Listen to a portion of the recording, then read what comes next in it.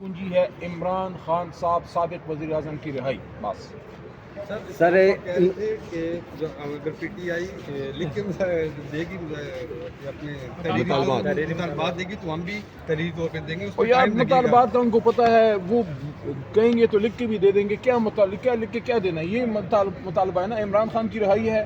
اور اس کے ساتھ ساتھ 26 نومبر کو جو آپ نے یہاں ایک قصاب خانہ کھولا تھا، جو آپ نے قتل عام کیا تھا، یہ پاکستانی تھے، یہ کسی کے بچے تھے. 26 نومبر کی میں بات کر رہا ہوں، یہ کسی کے بچے تھے. ان کو اپنی نظر سے دیکھو، پھر سوچو کہ تمہارا کام ان کی حفاظت کرنا تھا یا ان کی سینوں سے گولیاں پار کرنا تھا. اس کی انویسٹیگیشن کرانی ہے.